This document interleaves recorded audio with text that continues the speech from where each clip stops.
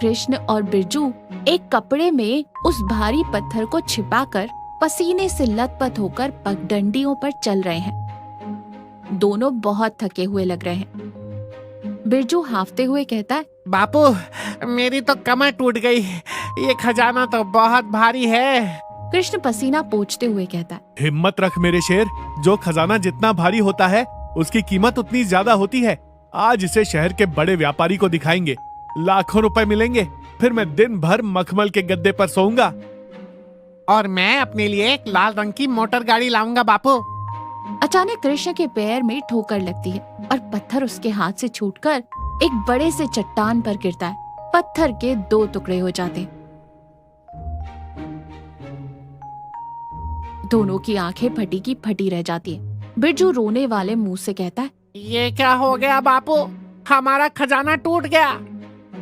कृष्ण टुकड़ों को उठाकर देखते हुए निराश स्वर में कहता है, अरे बेवकूफ, ये कोई खजाना नहीं था, ये तो अभ्रक मिला हुआ एक साधारण भारी पत्थर था जो सिर्फ धूप में चमकता है।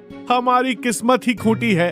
बिरजू झुंझलाते हुए कहता है। तक तेरी की, इतनी दूर फालतू में वजन उठाकर लाए। कृष्ण सोचते हुए कहता है, रुक, अगर ये पत्थर गुफा के उस अंधेरे कोने में था तो हो सकता है वहाँ असल खजाना मिट्टी के नीचे दबा हो। मेरे दादाजी हमेशा कहते थे कि इस झरने के पास वाली पहाड़ी में पुराने जमाने के लोगों का खजाना है, हमें वहाँ खुदाई करनी चाहिए।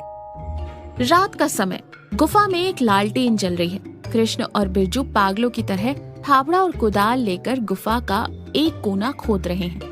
बाहर बहते झरने की ठंडी हवा आ रही है, फिर भी दोनों पसीने से भीगे हुए हैं। बस आप दोनों बाप बेटे 2 वक्त की इज्जत की रोटी कमा कर ले आया करो, मेरे लिए वही सबसे बड़ा खजाना है। बिरजू जोर से फावड़ा मारता है। अरे अम्मा, तुम बीच में अपनी गरीबी वाले प्रवचन मत दो। तभी टन की तेज आवाज आती है। बापू रुक जाओ, नीचे कोई लोहे की चीज है। सब चौंक जाते हैं। राधा और चंपा भी दौड़कर पास आती है। तीनों मिलकर मिट्टी हटाते हैं। नीचे एक पुराना जंग लगा हुआ लोहे का बड़ा बक्सा दिखाई देता है। कृष्ण की आंखों में आंसू आ जाते हैं। वो रोते हुए और हाथ जोड़कर कहता है, हे भगवान, तूने सुन ली इस गरीब की, खजाना मिल गया। बिरजू निकाल इसे बाहर। कृष्ण और बिरजू पूरी ताकत लगाकर उस भारी बक्से को बाहर निकालते हैं। दोनों की सांसें फूल रही हैं, हाथों में छाले पड़ गए हैं और पूरे शरीर पर मिट्टी लगी है। बिरजू कांपते हाथों से कहता है, बापू खोलो उसे, मुझसे और सब्र नहीं होता। कृष्ण पत्थर मारकर बक्से का जंग लगा ताला तोड़ देता है और जैसे ही वो ढक्कन खोलता है, चारों लोग बक्से के अंदर झांकते हैं। अचानक गुफा में सन्नाटा छा जाता है। कृष्ण और बिरजू का चेहरा पीला पड़ जाता है। चंपा मासूमियत से कहती है, अरे वाह, खजाने में तो एक पुरानी टूटी हुई पत्थर की चक्की और एक लोहे का जंग लगा हुआ हथौड़ा है। बक्से के अंदर वास्तव में कोई खजाना नहीं, बल्कि किसी पुराने मजदूर द्वारा छोड़ी गई एक पत्थर की चक्की और कुछ पुराने भारी औजार थे। साथ में एक लोहे की तख्ती रखी थी जिस पर घिस चुकी लिखाई से लिखा था, मेहनत का औजार। आज तुम्हारा बेटा तुम्हारी किस्मत चमका देगा।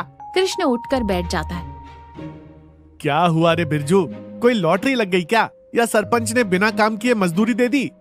बिरजू पत्थर को जमीन पर रखते हुए कहता है, ये देखो बापू, गुफा के सबसे अंधेरे कोने में जहाँ हम कभी नहीं जाते, मुझे ये चमकीला और भारी पत्थर मिला है। मुझे पक्का यकीन है कि ये कोई मामूली पत्थर नहीं, कोई कीमती हीरा या शायद पारस पत्थर है। चंपा मासूमियत से कहती है, पारस पत्थर क्या होता है ससुर जी? क्या इसे पीसकर सब्जी में डालने से सब्जी मीठी हो जाती है, या फिर इसे बाहर झरने में धोने से इसमें से दूध निकलेगा?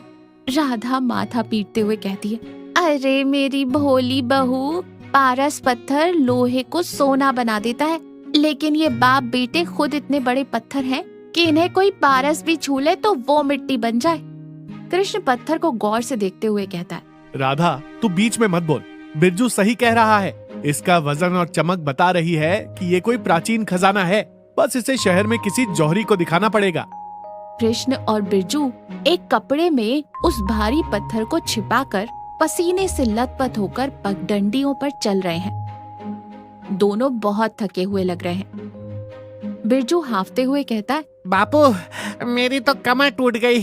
ये खजाना तो बहुत भारी है। कृष्ण पसीना पोंछते हुए कहता है। हिम्मत रख मेरे शेर, जो खजाना जितना भारी होता है उसकी कीमत उतनी ज्यादा होती है। आज इसे शहर के बड़े व्यापारी को दिखाएंगे, लाखों रुपए मिलेंगे। दोनों की सांसें फूल रही हैं, हाथों में छाले पड़ गए हैं और पूरे शरीर पर मिट्टी लगी है।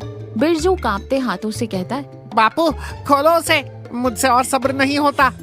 कृष्ण पत्थर मारकर बक्से का जंग लगा ताला तोड़ देता है और जैसे ही वो ढक्कन खोलता है, चारों लोग बक्से के अंदर झांकते हैं। अचानक गुफा में सन्नाटा छा जाता है। कृष्ण और बिरजू का चेहरा पीला पड़ जाता है। चंपा मासूमियत से कहती है, अरे वाह, खजाने में तो एक पुरानी टूटी हुई पत्थर की चक्की और एक लोहे का जंग लगा हुआ हथौड़ा है।